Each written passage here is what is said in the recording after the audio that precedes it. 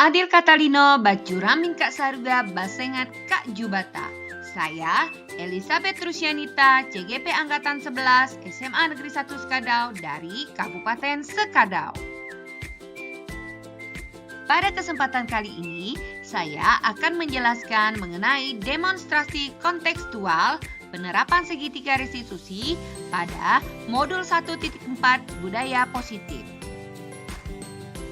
Segitiga restitusi adalah suatu proses dialog yang dijalankan oleh guru atau orang tua agar dapat menghasilkan murid yang bertanggung jawab serta mandiri. Terdapat 3 tahapan segitiga restitusi, yaitu yang pertama, menstabilkan identitas. Yang kedua, yaitu validasi tindakan yang salah. Dan yang terakhir, yaitu menanyakan keyakinan. Yang pertama yaitu menstabilkan identitas. Pada tahap menstabilkan identitas dilakukan berdasarkan prinsip bahwa membuat kesalahan adalah bagian dari proses pembelajaran yang nantinya menggeser identitas gagal ke identitas sukses. Kemudian yang kedua yaitu validasi tindakan yang salah. Pada tahap validasi tindakan yang salah dilakukan dengan berdasarkan prinsip setiap perilaku adalah upaya untuk memenuhi suatu kebutuhan tertentu. Guru akan bergeser dari pemikiran stimulus ke respon menjadi proaktif dalam mengenali perilaku murid sehingga dengan mengenali dan mengakui kebutuhan murid akan memperbaiki hubungan dengan murid. Dan yang terakhir yaitu menanyakan keyakinan. Pada tahap menanyakan keyakinan, murid akan diberi pertanyaan-pertanyaan bermakna untuk memunculkan motivasi intrinsik pada murid, sehingga mampu mengaitkan keyakinan dengan tindakan yang salah. Kasus pertama. Elvin adalah ketua kelas di kelas 11E. Elvin tidak terima ketika teman-temannya membuang sampah sembarangan di dalam kelas. Elvin menjadi sangat marah dan emosi sehingga melontarkan kata-kata kasar kepada teman-temannya.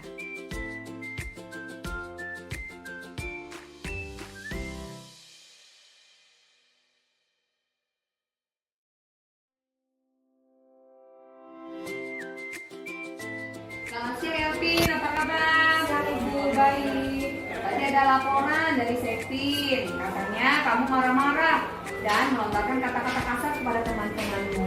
Iya Bu, benar. Karena saya merasa kesal. Mengapa kesal Elvin? Teman-teman terus-terusan membuang sampah sembarangan di kelas Bu, padahal sudah saya tegur Bu. Oh wajarlah kalau begitu Elvin marah dan juga kesal. Jika ibu ada di posisi Elvin, ibu juga pasti akan marah, ya kan? Lalu apa yang akan kamu lakukan terhadap teman-temanmu? Saya marah-marah dan melontarkan kata-kata kasar terhadap teman-teman saya Bu. Dan Bapak sadar pun saya melempar sapu ke arah pintu. Oh begitu ya Elvin ya. Pasti kamu melakukan hal itu ada alasannya ya. Betul Bu. Masa saya cuma diam aja ketika mereka membuang sampah sembarangan di kelas? Saya sudah berulang kali Bu menegur dan menyampaikan kepada teman-teman untuk tidak membuang sampah sembarangan seperti itu. Ya wajar lah kalau kamu merasa marah karena kamu tidak rela bila melihat kelas tempat kotor, ya kan? Benar Bu. Ibu sangat menghargai tindakan kamu yang tidak berbuat lebih jauh lagi atau lebih buruk lagi dari tadi. Contohnya dengan memukul temanmu. Sekarang coba kita pikirkan tindakan kamu yang marah sampai melempar sapu apakah sudah sesuai dengan keyakinan kelas kita? Tidak Bu. Menurut Elvin, keyakinan kelas apa yang sudah Elvin langgar? Saling menghormati antar sesama teman Bu. Ya, betul sekali Elvin. Menurut Elvin, saling menghormati antar sesama teman itu penting atau tidak Elvin? Sangat penting sekali Bu. Baik, kalau menurut Elvin itu penting, jadi keyakinan apa yang harus Elvin lakukan pada saat Elvin sedang marah? Saya harus lebih bersabar Bu. Baik, Elvin bersedia memperbaiki kesalahan Elvin? Bersedia Bu. Sekarang, apa yang akan Elvin lakukan untuk memperbaiki masalah ini? Saya harus lebih bersabar dan mengenali emosi saya. Jikalau ada teman-teman membuang sampah sembarangan, saya akan menyampaikan kepada guru mata pelajaran ataupun wali kelasnya. Iya, tindakan kamu sudah tepat sekali Elvin. Tetap semangat ya Elvin ya. Sekarang silakan Elvin ke kembali ke kelas dan kembali mengikuti pembelajaran seperti biasa. Baik Bu, terima kasih. Terima kasih Elvin. Semangat ya. Assalamualaikum warahmatullahi wabarakatuh. Shalom, Om Swastiastu, Namo Buddhaya, Salam Kebajikan. Perkenalkan, nama saya Elvin dari kelas 11E.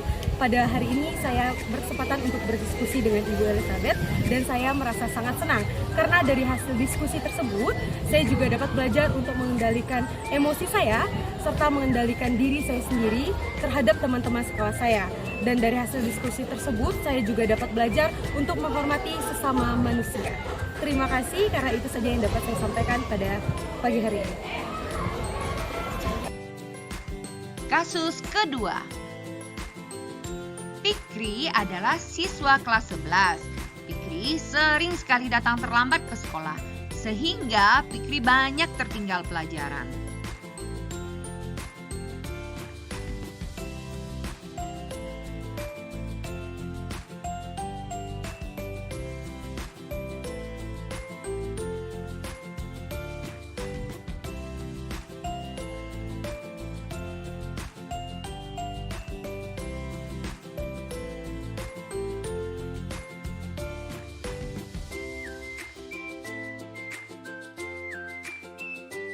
Siang Fikri, apa kabar? Baik, Ibu. Tadi Ibu mendapat laporan nih dari guru Fikri. Katanya Fikri datang terlambat lagi. Betul. Menurut ingatan Fikri sudah berapa kali Fikri terlambat ke sekolah? Sudah 6 kali, Bu.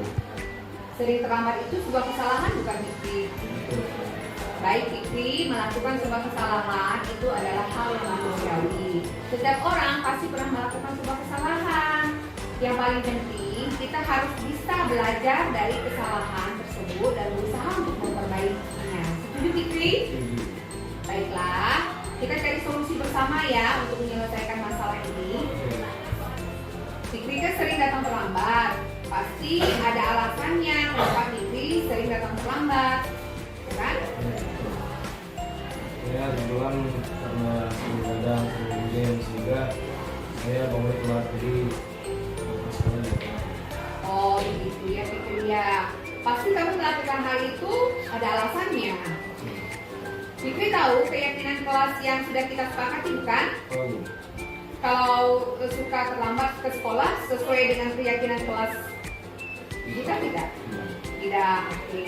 Menurut Fikri, keyakinan kelas apa yang telah Fikri langgar di sini? Keyakinan kelas program disiplin. Kemudian menurut Fikri nih, disiplin itu penting nggak sih untuk Fikri?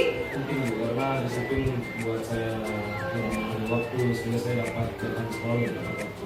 Baik, betul sekali. Jadi Fikri harus menghargai waktu itu penting dan sangat bermanfaat juga bagi Fikri. Karena apa? Contohnya kita dapat menghargai orang-orang di sekitar kita, kemudian pekerjaan menjadi tidak tertunda atau menumpuk, dan kita juga dapat melatih rasa kepedulian kita terhadap sesama. Nah, seperti itu Fikri ya.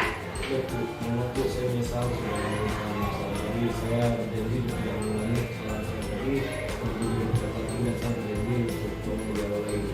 Baik, Fikri, sikap yang sangat baik karena kamu sudah berjanji dan juga meminta maaf atas kesalahanmu. Menurut Fikri, apa yang akan Fikri lakukan agar tidak datang terlambat lagi ke sekolah?